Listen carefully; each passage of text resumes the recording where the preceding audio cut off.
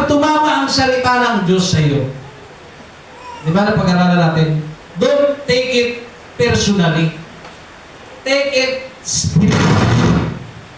Pag narinig mo ang salita ng Diyos at tinamaan ka, huwag mo siyang tatanggapin carnally.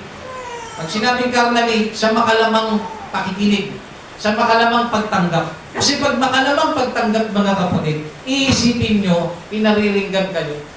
Iisipin ninyo, mga kapatid, pinatatamaan kayo. Ganito nyo dapat tanggapin. Tanggapin nyo sa spiritually. Tanggapin nyo sa mga kapatid na kung saan nagre-response ka sa loob mo. Kasi may naglalaban sa loob natin sabi ng Biblia may nagtatalo. Laman at espiritu. So ngayon, pagkalaman mong tinanggap yan, hindi maganda loob mo. Tama? Ano yun? Ako pinaparinggan. Ako pinatatamaan na. Yung laman mo nagre-response, di ba? Pero kung tatanggapin mo sa spiritually, dapat makonquer mo yun sa loob mo. Habang nanggagalaini ka, kaya hindi ka talaga, iniisip mo, hindi, tama talaga, tama ang salita ng Diyos. So kailangan manalo ang Spirit sa iyo. At pag nanalo ang Spirit sa iyo, kapatid, dapat ganito mo siya tanggapin. Pag tinanggap mo at tama, tinanggap mo at gusto kong i-correct ng salita ng Panginoon, sabi ko nga sa inyo mga kapatid simplihan nyo lang. Sa loob-loob nyo, sorry Lord, tama kayo. Sorry Lord, mali ako. Pero sabi ko nga, hindi po solusyon ang salitang sorry. Kailangan may result. Kailangan may baguhin. Okay? Paano i-response? Sorry Lord, tama ako. Tama ka. Mali ako.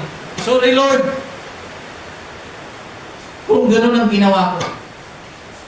Sorry Lord, aayusin ko ang buhay ko.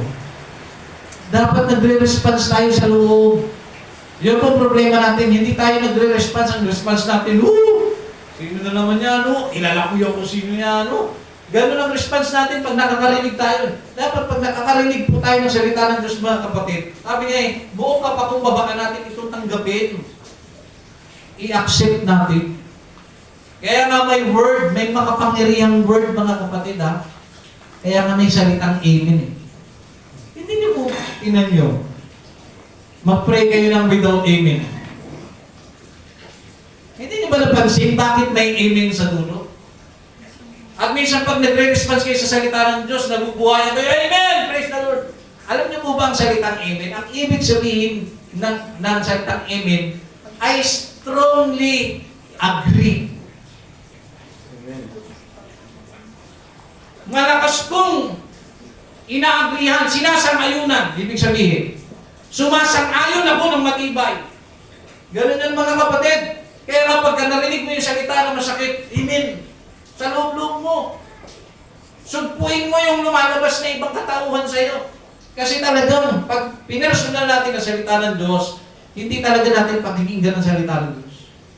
Dapat nandoon para malag mo, makandado mo, yung isang katauhan mo na nilalabanan na ayaw magbago, pag naramdaman mo, tama ka Panginoon, mali ako, sorry, aayusin ko na po. Amen, nagre-response ka sa loob mo, nilalak mo sa sarili mo na tama ang Panginoon.